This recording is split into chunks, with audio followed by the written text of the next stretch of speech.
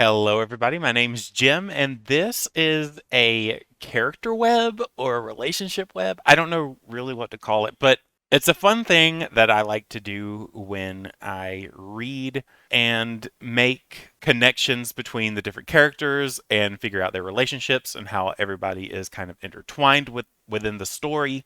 I'm a big character reader. If the characters are not strong enough to carry the book, then I don't care about the plot at all. So this is going to be about Skin of the Sea because I like beating a dead horse and I feel like that novel is like my gateway into booktube, so I'm going to keep using it until I run out of ideas. This is going to be a bit of a character isolation where I take the characters out and I just kind of say what I liked, disliked about them, and then I'm going to draw a line to the other characters that they are connected to and kind of talk about their relationships a little bit so that everybody listening kind of has a better understanding of my thoughts on the characters and how they connected. I feel like this is a fun way to review a book because you do get into the plot when you're talking about the characters, and seeing the connections and seeing the web at the end of it is always really fun too. So if you want to do this yourself, obviously you could do it however you want to. I prefer to use icons from the Noun Project, which I'm not sponsored, which I'm not sponsored by the way. I use the Noun Project for other projects that I'm doing, so I decided that, I mean, if I have an account, I may as well, use them for this too. I use rainbow colors. The colors don't really mean anything other than to help differentiate where all the lines go. But the icons do mean something. Obviously, I have the jewel for Simi, which is a sapphire in the book, but here she gets that main character spot, which is red. That's the top of the rainbow. So I have Kola to the left of her. He is the pinkish color and a broken chain because he was thrown from a slave ship and subsequently saved. Yemoja takes the orange circle and has a mermaid tail because of course she does. Yinka is violet and has the double axes because that is her weapon of choice. Bim is yellow and has the strong arm because he is the muscly sweetheart in the novel. We have Issa, and by the way, if I'm mispronouncing any of these names, I know that they are traditional Yoruba names.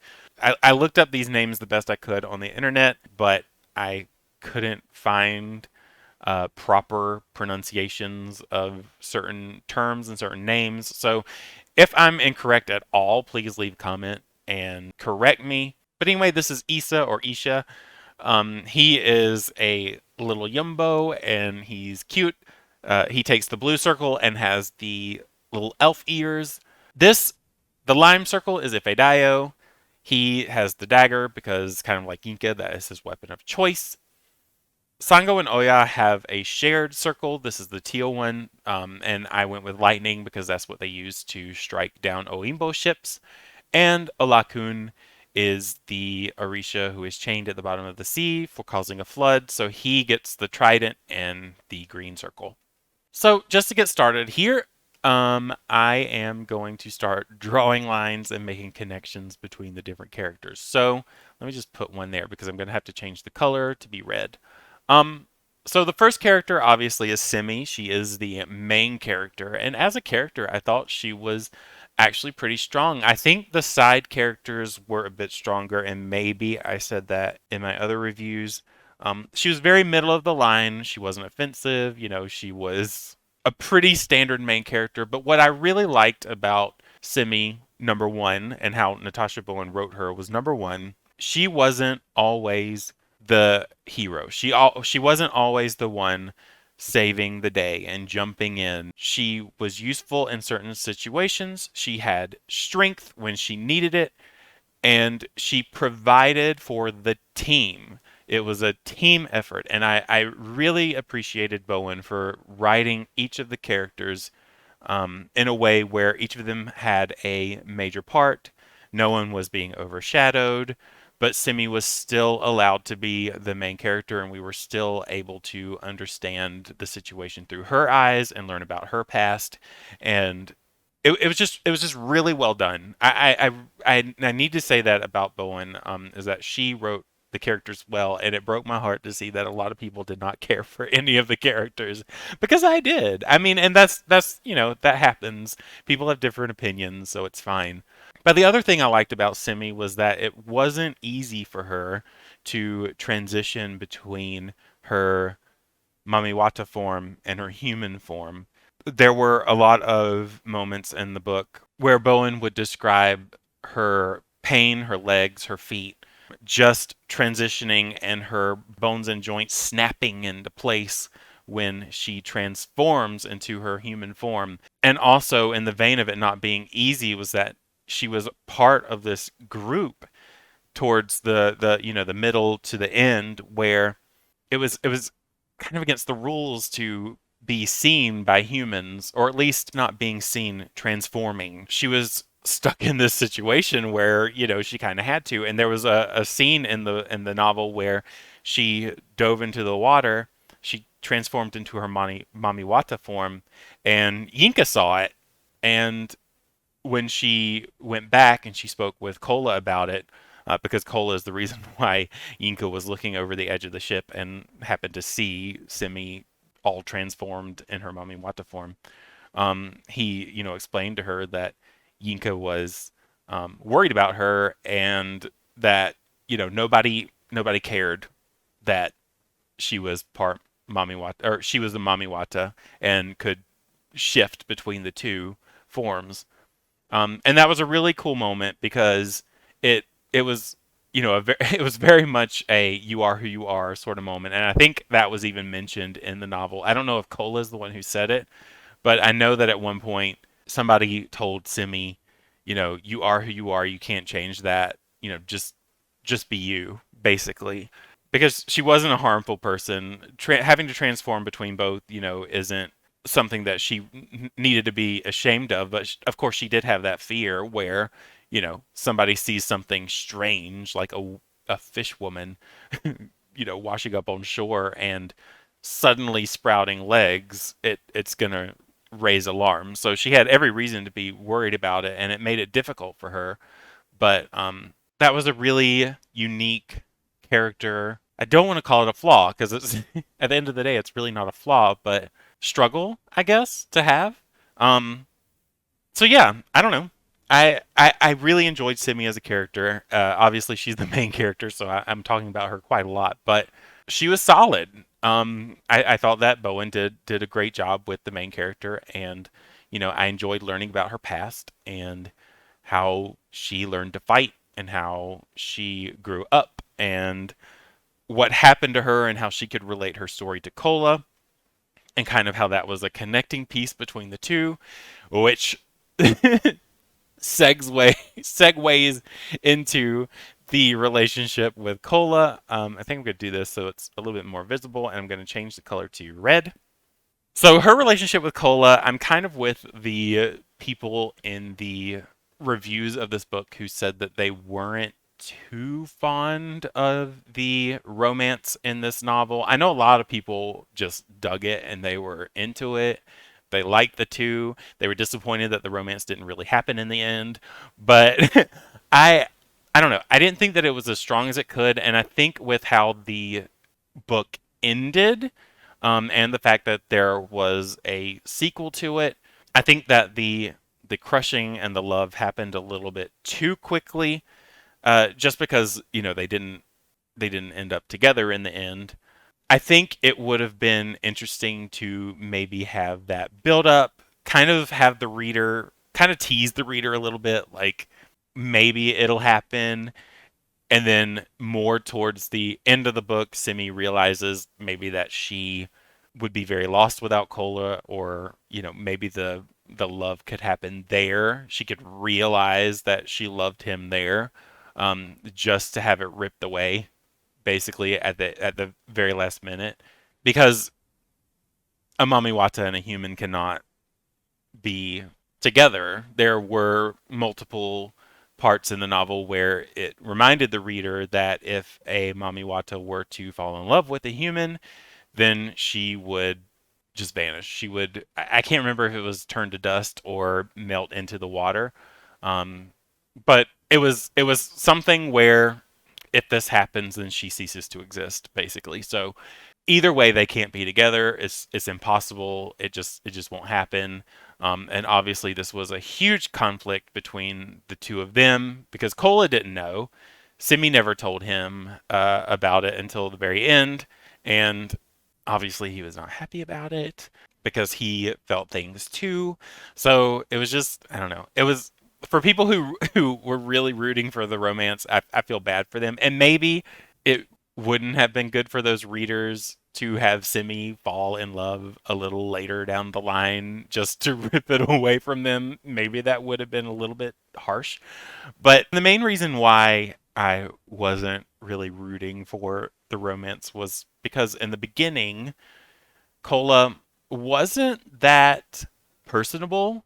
Um, Even if you meet someone for the first time, you understand their situation, and it was a traumatic or tragic situation, and they are just not in the best mood, and they are not showing themselves in the best light. They could be the sweetest people in the whole world on a normal day, but just because of their circumstances, they are just not having it that day. You, as a person who is just meeting them for the first time, might think that they're not so great because that is the only personality trait that you have seen in that person. And Simi understood his situation. Obviously, she rescued him, but he wasn't the most approachable in the beginning. And I feel like there needed to be a little bit more time for him to kind of grow into that sociable role, um, because he became a leader really fast and started making wise decisions and stepping in when he needed to and doing all of that. I think he needed a little bit more time to recover. I understand that he was a dutiful character and he was very gung ho and he liked to push forward, but I do think that the novel could have afforded him a little bit more time to grow into that role instead of pushing him into it immediately. Again, it probably would have irritated people for the romance to happen a lot later in the book, so just a little bit of a compromise. Maybe have her start crushing on him after he steps in for her, and maybe have him grow into the role of a leader a little bit more gradually, because he didn't have that much time to recover from all of the trauma that he clearly went through. The relationship there wasn't my favorite. It wasn't the strongest, and Kola was probably my least favorite character. San's someone who I'll get to in a minute, but that's my take on that little relationship there, and I have already talked so much. I'm gonna do another line to Yemoja because obviously that is Simi's creator. That is her mom, more or less her surrogate mom.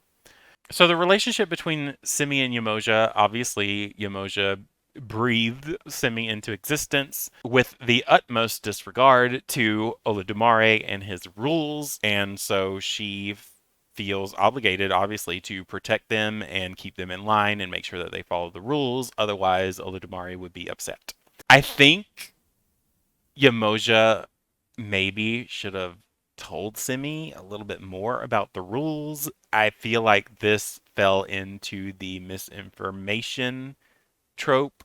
I could be calling this trope the wrong thing, but I think it's the is it the misinformation trope? Somebody correct me in the comments if I'm wrong. But basically, what happened was Yemoja gave Simi her rules.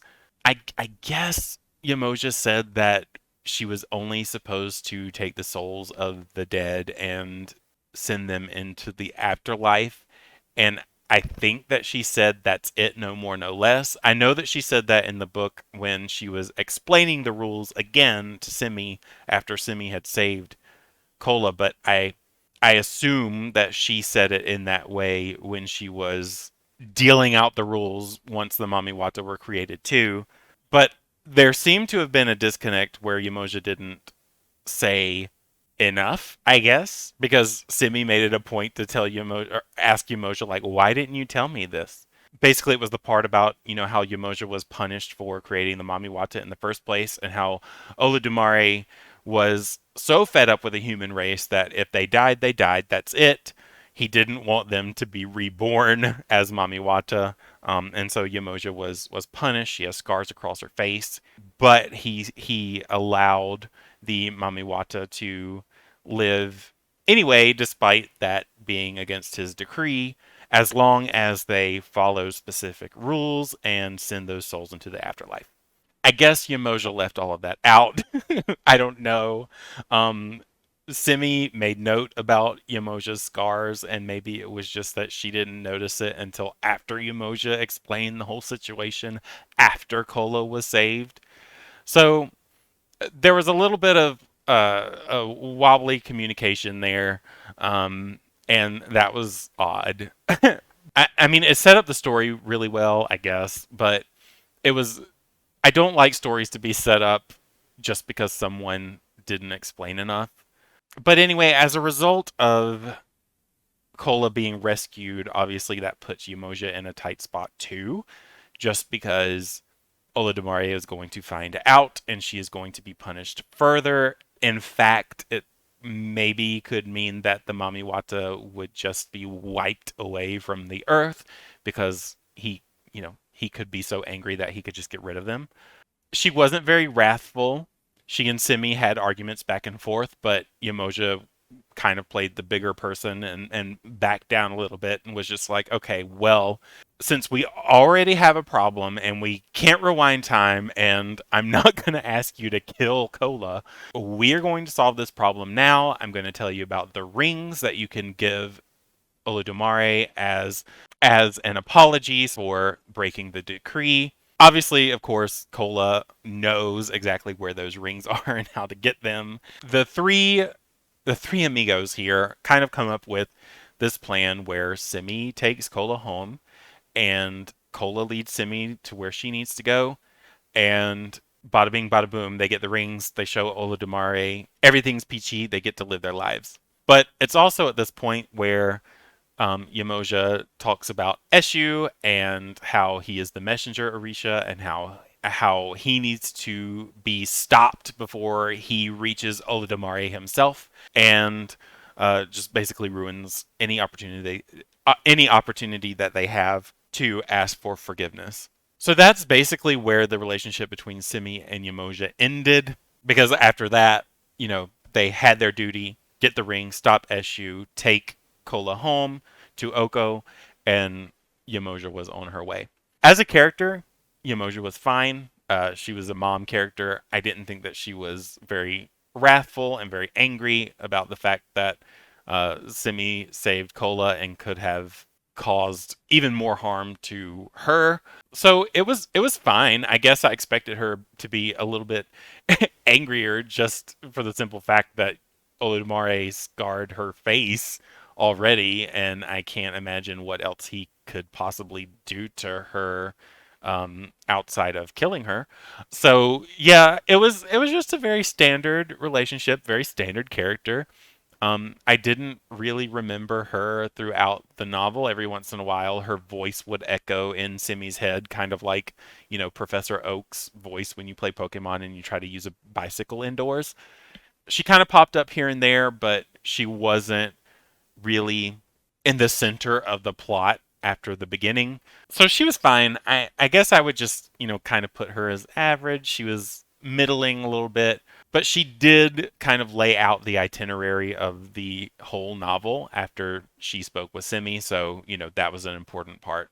I'm also going to go ahead and draw a line between Kola and Yemoja. I brushed over this a little bit as I was talking a lot. I'm going to do a little pink line there. Um, but yeah, their whole conversation was, getting him back home and that he knows where the rings are. So yeah, there's that.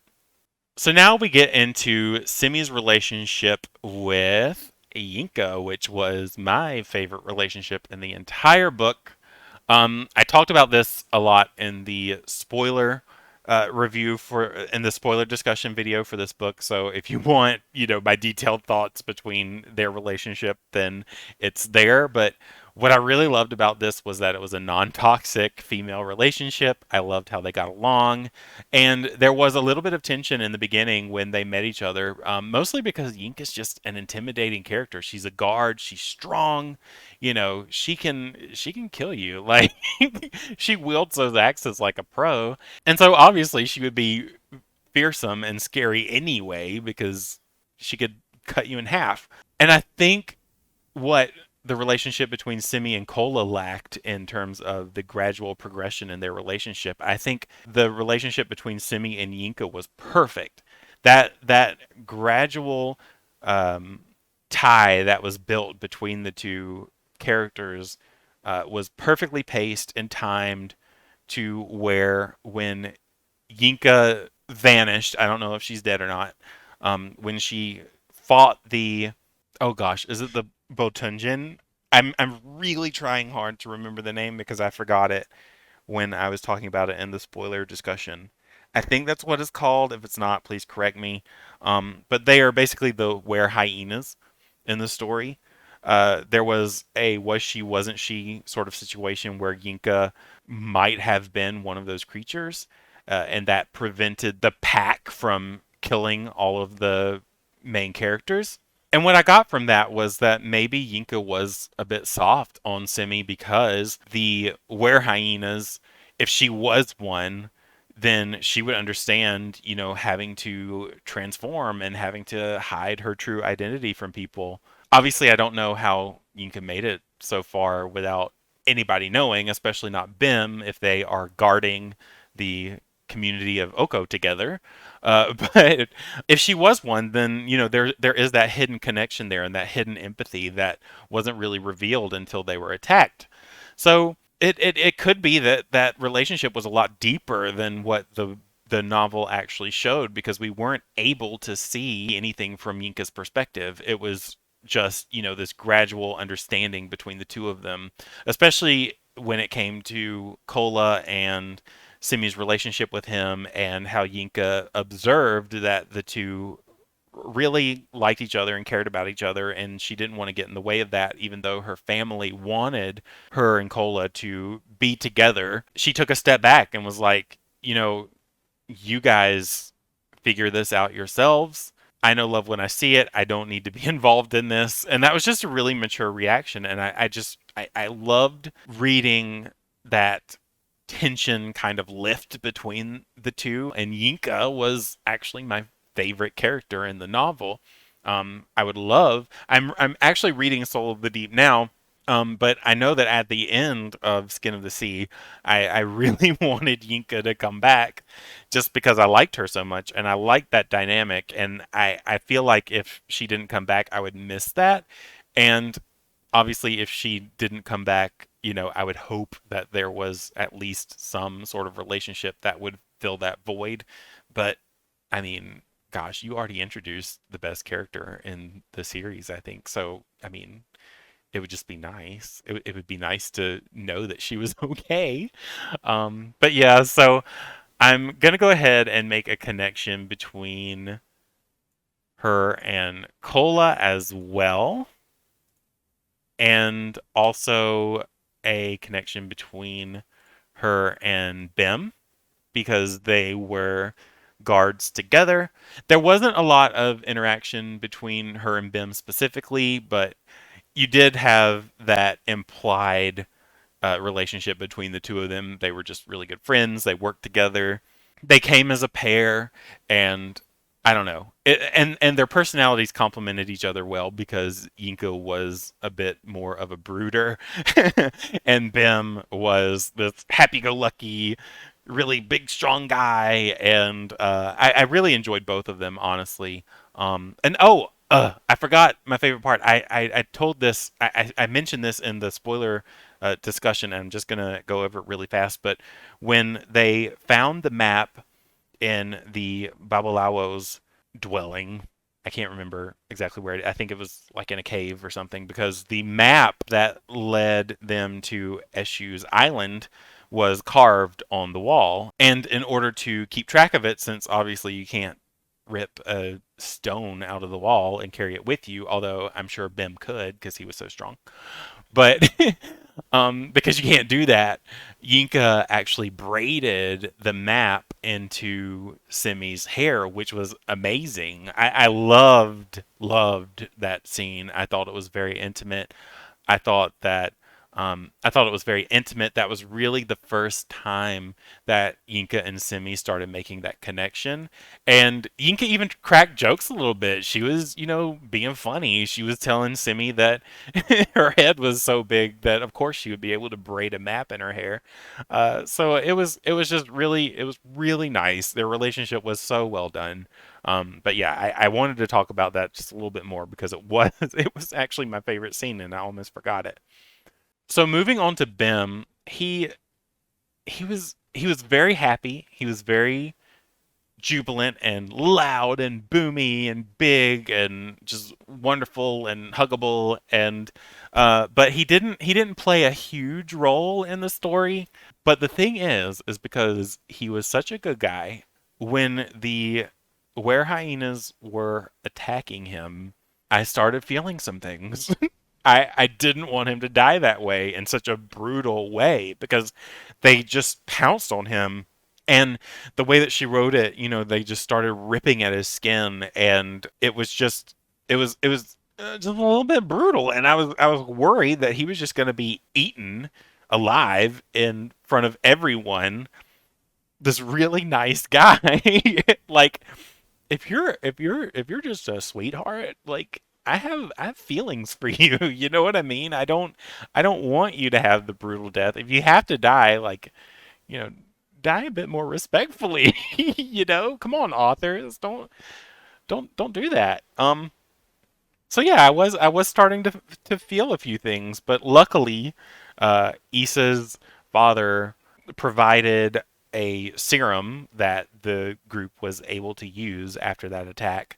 Obviously, Yinka was not able to partake in the seruming because she at that point had disappeared, but he was at least able to be healed by the magic serum, and that was all well and good. And I didn't know at that point if I would have rather he died, just because I did like Inca more, and maybe that could have saved her. But I don't know. I really like Bim. If both of them died, I would have been extremely upset.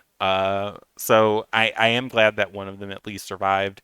And at the end, Bim had a little bit of an unceremonious farewell. He just kind of walked away. He was told to leave and he walked away. So hopefully, in the sequel, he makes a return and has a bit of a bigger role than he did in the first novel.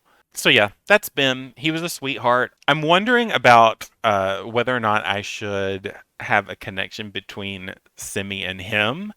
I don't think I think that of all of the relationships that Simi had, I think that his was probably the weakest. But he did have a connection with Kola just because of that sort of family connection. Let me put it down here. That looks better. Let's do this. Cool. And he didn't have any connection with Yemoja. I don't know. Should I put a connection between him and Simi? Maybe not. I'm not gonna be that generous. I'm gonna leave that connection alone. He was part of the party, but I am gonna kind of explain that loose connections don't really work well when I talk about Issa because his connections are pretty loosey goosey. So with Issa, he was adorable. He was a little yumbo. They met him. He joined Simi and Cola's party first when they were rescued. They were on. I don't think it was an island necessarily, but it was like this jungle outcropping. And Simi woke up on the beach. Kola wasn't there. She was led deeper by an abada, I believe, was the creature. I had to look it up on Google just to see what it looks like. It is a horse with horns, somewhat. So she was led further into the jungle by this mythological creature called the Abada, and she found Kola passed out, surrounded by these Yumbos who are Yoruba. I guess they're kind of like dwarves or elves. So they are these cute little guys. They love to dance. They're cooking. They're just having a good time. And they really make Kola and Simi feel like they are at home. They don't seem to be very suspicious of anything. They're curious. They're the reasons that Kola was passed out in their encampment. Um, I guess they just don't really care so much about danger. But when they met the Yumbos, that was kind of the first part in the novel where we got to see Eshu's destruction and how the vegetation was dying, and it just really killed their vibe, man. They were just having a party, they were having a good time, and Issa decides to join Simi and Kola for the rest of their adventure. Issa was very cute. He was kind of a character in the story. I didn't think that he was in the way, but in the story, the other characters kind of treated him like he was in the way. He was a child, so these really small yumbos, and he's a child among the really small, so he was able to fit inside things, fit inside backpacks, and he was actually able to sneak onto the boat that went to Eshu's island unseen. He made a little bit of noise, and that's what caused him to be discovered. But by that point, they were already so close to Eshu's island that they couldn't turn around and send him back. But they didn't want him to come. And at the end, unfortunately, he is one that very clearly died in the story. I believe the creature was called the Sasabonsem, which is a gargoyle like creature with very sharp claws, sharp fangs. I didn't feel as much for Issa as I did for Yinka. Issa was not the strongest character, but he was very cute and he was a child. I know that his race was different and they were very small and he was very vulnerable, but he was still a child among that race, and I felt I did feel a little bad. I was surprised by his death, but I guess someone had to go.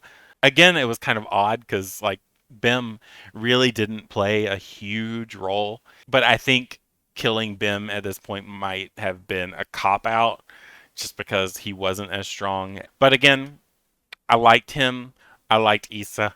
I liked Yinka. So it's like if anybody died that wasn't Simi or Kola, I would have been upset. And if Simi or Kola died, we wouldn't have a story. So it's like, what are you gonna do? Um, so the connections that I'm gonna make here, obviously, Simi is going to have a connection because they had quite a little relationship. Um, when they first met each other, when she was trying to figure things out, and what the Yumbos were doing with Kola, and I'm going to make a connection between him and Kola because I'm going to make a connection between him and Kola that looks really ugly. Oh, I'm moving the whole thing. I need to stop. Okay, sorry. I'm going to make a connection between him and Kola because he really considered Kola to be a big brother to him in a way. When Kola was demanding that he stay behind and he not go with them to Eshu's island, Issa was very upset just because of the harshness to Kola's tone. But as I said, Issa was able to sneak on the ship anyway and was subsequently killed for being sneaky. And that's really sad. So I don't know if I want to talk about Ifedayo right now or if I want to save him for the end. I'm going to, in most cases, I'm going to talk about the bottom circles at the end, but I feel like in this case I am going to save Ifedayo for the very end of this just because he's a bit complicated.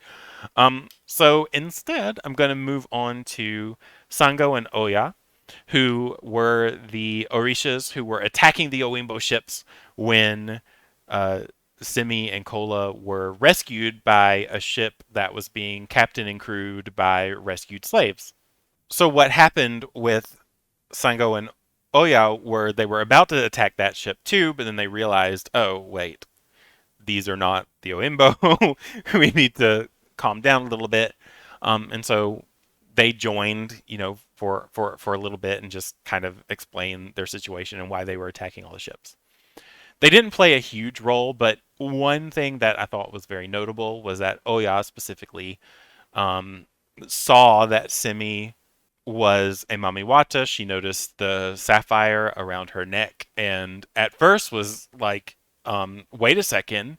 But then she read the room, luckily, and she and Simi had, a very quiet conversation back and forth where she was like, okay, I get it. I'm not going to rat you out, but what the hell?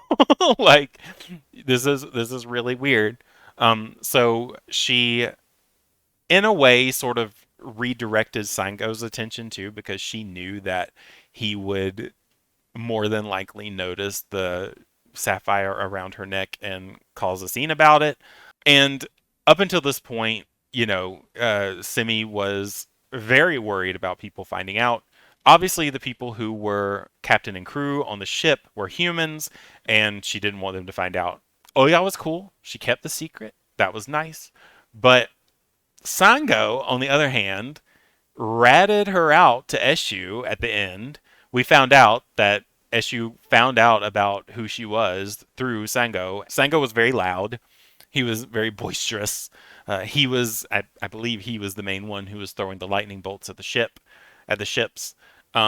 So Oya kept the secret. Sango, maybe not so much. He maybe let it slip.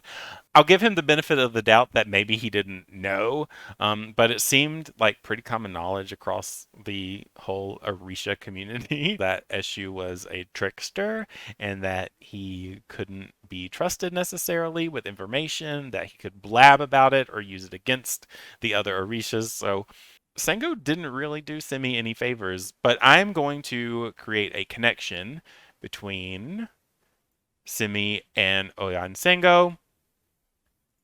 Going to change that to red. I'm also going to create a connection between, let's give this side a little bit of love, between Kola and those Rishas as well.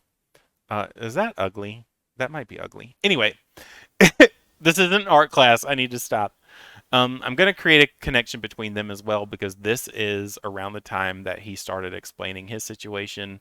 And this is, I think, I can't remember if he was telling Oya and Sango about it, but I do remember distinctly that this was around the time that he explained the situation with his twin siblings, Kahinde and Taiwo, and how they held the rings and that they were basically demigods reincarnate. This was information that was kept from Yemoja, but it was very critical to the story, especially at the end when the two were kidnapped. I can't remember if Oya and Sango heard him talk about that, but I do kind of wonder if Sango blabbed about that too. Maybe he didn't. I don't know. Maybe I'm just making him a side villain for no reason, but he did blab about some things that maybe he shouldn't have. So, shame on him. Shame, shame, shame. Actually, let me move these because it is kind of bugging me that it is kind of bugging me that uh all of Simi's lines are coming from the same place. Same with Yinka, same with Issa, same with Bim, and Cola's and Yemoja's are just like wherever I wanted. I think this looks a lot better. But anyway, moving on. So we're going to talk about Olokun. He didn't have as much of a role in this book, but I can tell you now, just from the beginning of the second book, he plays a much larger part. But the role that he played in this was basically Simi went down to the deepest depths of the ocean and asked him for help. He agreed to do it only if she agreed to help him afterwards, which would be a huge sacrifice for her because it would require her to basically go down there and live where he is, isolated from everybody and everything at the bottom of the ocean. But his situation was that he was punished by Olodumare and chained to the bottom of the ocean floor because he caused a massive flood, killed a lot of people. He let the power go to his head. So he's another very power hungry Orisha, kind of similar to Eshu. But in order for Simi and Kola and the crew to overcome their whole situation, they really need his help. His help is employed. She understands the sacrifice that she has to make, and this is, a big part of the end where she has to let Kola go. She holds to her end of the bargain, but in order to help them, Simi first tricks Eshu into falling into the ocean with her and making him believe that the rings that he needs to take to Olodumare are down at the bottom of the ocean floor. Olodumare then traps Eshu and chains him down there so that Eshu cannot take the rings for himself and then go visit Olodumare and thus take all of the power for himself. And that is really all Olokun does. And it's a huge role. It's huge. It's impactful. It literally is what ends the whole thing. But he just doesn't have much of a presence throughout. Like you hear about him in the beginning and what happened to him, and then sort of in the middle after the whole crew has gotten together, that's when Simi goes down to the ocean floor, makes that compromise with him, shakes on it, goes back up, and then that's when Yinka discovers that, oh my god, she's a Mamiwata. So yeah, there's all that connecting going there with the plot, but Yinka does not have a connection with Olokun. I'm going to go ahead and connect Simi with him, obviously, because they are the ones who created the pact. I'm also going to create a connection between Yemoja and him, just because they are Orishas. They do have a connection. I think that she is the first person who mentions him and talks about him. I'm not going to connect her to Sango and Oya, even though they are also Orishas, just because there wasn't a clear connection between the two. But I believe this connection is correct. There may be a connection between Oya and Sango and Olokun, but I just can't remember it. I don't know. Maybe I have this backwards where it was actually them who talked about Olokun and not Yemoja. If that's the case and you've read the novel, please make that correction so that I can acknowledge it and know that I got it wrong here. Um, but yeah, I think that that's right. Actually, you know what? What the heck? Just to be safe, because they are all Orishas. This is kind of breaking my rules a little bit because I know that like Bim and Issa and Yinka were all part of the party and they don't really have connections to everybody. But just to be safe and cover my ground, I think that I'm just going to make that connection there because I just can't remember who initiated that first bit of information about Olokun. I cannot remember it for the life of me, and I know that if I searched through the book, I wouldn't be able to find it that way unless I just read the whole thing again. So I'm gonna make those connections there. Let me know in the comments if I'm wrong, or clarify like who said what because I need to know. So now we are on Ifedayo. He is the last one that I wanted to talk about. I should have put him at the bottom, but I didn't really think about that until now because he was a bit of a bigger player in the whole plot of the story. I say that, and this is going to sound like a complete contradiction. He was kind of a rando. He was just thrown in there. His father, I believe, requested that he join them. And throughout the adventure, while he's there, he acts like the boss and that he knows everything. And he sends the group into dead ends, which quite possibly, after knowing what happens at the end, could have been on purpose.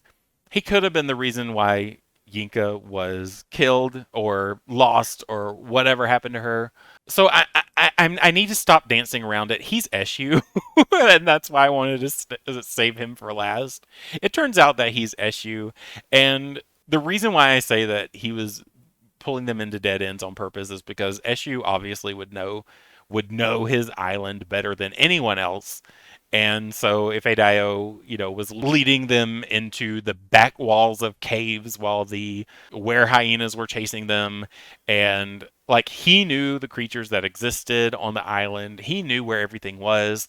So it was just a little bit, eh.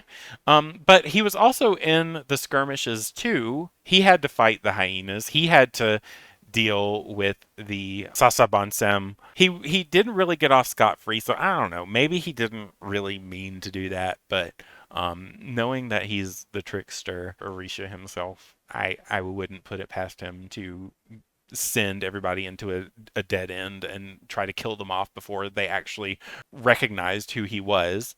I hated Ifedayo as a character. I knew that there was something up with him just because of how bleh he was.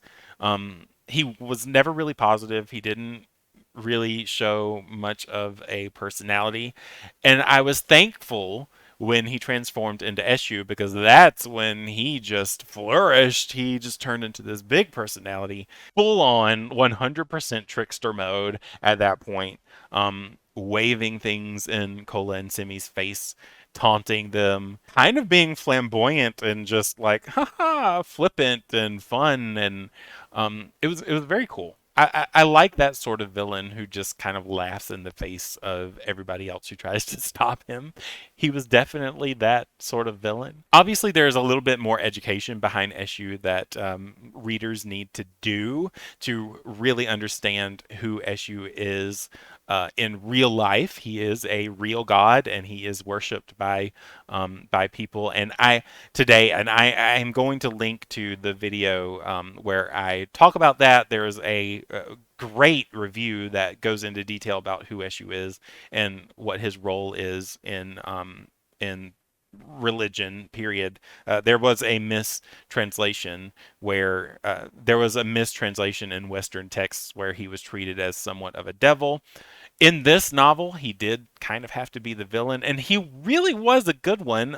If he didn't have his name and I didn't know, the history behind Eshu really now at this point, then I definitely would have liked him more because I thought that he was great. The way that he transformed into Kola to try to manipulate Kahinde into giving him a ring, the fact that he was whispering in Simi's ears, trying to convince her to be on his side because he knows that she loves Kola and the only way that they could be together is if she wasn't a Mamiwata and he could help her make that connection and love him for real and not have to worry about any of the consequences that were placed upon her. So like he was working it, man. He was going to town, and I imagine poor Ifedayo, like I hated him when he joined the party, but now that I know that he's actually Eshu, I just imagine that he was killed, and Eshu was just able to transform in his body and join the party that way, kind of infiltrate the group. But yeah, I thought he was a great villain. I really enjoyed him at the end. He had a lot of build up, he had a lot of fanfare, and I think that he lived up to it. It's just too bad that he was so easily tricked and forced into the sea. Um, so what happened there was kind of interesting because it went into a flashback between Simi's realization that she needed to trick the trickster, and it went into a flashback to her past because that kind of happened throughout the whole novel. And then after she snapped out of the flashback, they were already plunging into the water. So I kind of wonder, like, did Bowen just use the flashback as a transition tool? Because I don't really remember the flashback connecting so much to what was happening in the now. A lot of times the flashbacks did. They did a good job of intertwining the past and the present, but at that point it was just kind of like, okay, so this is a jump cut basically to get them in the water and in this. She needed to wrap it up. She needed to have Eshu chained at the bottom of the ocean, and she used a flashback to do that. It wasn't seamless. Obviously, there was a seam, um, but overall, the final battle against Eshu was really cool. I like how he infiltrated the group. In hindsight, even though I didn't really like the character that he infiltrated as. But yeah, I really enjoyed him as a villain, and I hope that since he is chained at the bottom of the ocean with Olokun and Simi, in the next book he plays a big role again. So yeah, I'm gonna go ahead and fill out the rest of this by making a connection between quite a few people. He certainly made an impact. Kola, absolutely. Their fight was very cool. He actually ended up killing Kola, and of course, there was this cliche sort of like tear revival when Simi was crying over his body. His soul was actually leaving, and Simi was fighting, having to take his soul and send it into the afterlife, as you know, a Mamiwata is supposed to do per the decree. She cried over him. She healed him the best she could, and eventually, you know, she did resuscitate him for a second time. So that could, thinking about that, just saying the words that she did it for him a second time is kind of like, maybe that's another reason why I didn't really care for Cola too much, because he got two chances to live. Um, and then he got two chances to live, and then at the end, he and Simi didn't even get to be lovers, you know? Now I really I still enjoyed the book very much, but now I really understand why people were disappointed at the ending in terms of the relationship, because yeah, she did revive him twice, and they weren't even able to be a thing. So, hmm, things to think about, huh? But anyway, so I am going to make a connection between Semicola and Ifedayo slash Eshu. I'm also going to do a connection between him and Yemoja, just because she is the reason that they were warned in the first place about him and what he is capable of and why they needed to stop him. I'm also going to make a connection between him and Sango and Oya, because they also were like, hey, just, you know, be careful. I'm going to make that lime because it was actually him who I was supposed to talk about first. And then I'm going to make a connection between him and Olakun, because at the end of it, he was chained at the bottom of the ocean floor as a result. Again, he was part of the party. I could connect him to the other three as well, but that would be kind of weird for SU to. Well, I don't know. No, I think I'm going to keep it. I think I'm going to keep it just because Ifedayo did not have really much of a direct connection with the other three. Um, it was very cool to learn about his history and how he became like the messenger Orisha, not so much the trickster. But there was a whole part on his island that kind of went through the story of how he came to be. And I was thinking about making that be the connection between the other two, but really it was Simi who figured it out. She led she led the path there. That was her strength, you know, being so closely tied to the Orishas that she was able to soak in that information and use it to actually get to the deeper depths of Eshu's island. But this is what the web looks like. Let me know if you read the book and you would do this a different way, and if there were other connections, or if there were some characters that you thought deserved to be here and be talked about. I'm pretty happy with how this looks. I love this because some of these do get really crazy, and I'm glad that I went with different colors because it's a lot easier to see where all of the connections are. If you want to do this with the books you read, then by all means, it's really fun to think it through, and it was a lot of fun to share this with you too. So yeah, you know, if you like this sort of video, I know it's a bit long, but if you like this sort of video and this sort of breakdown of all the characters and what I thought of them, then please leave a comment. I like doing these, so so you know, I don't mind sharing when I when I do them. But otherwise, I will not spend any more of your time. I have been Jim. You have been awesome to sit through all of this. Happy reading.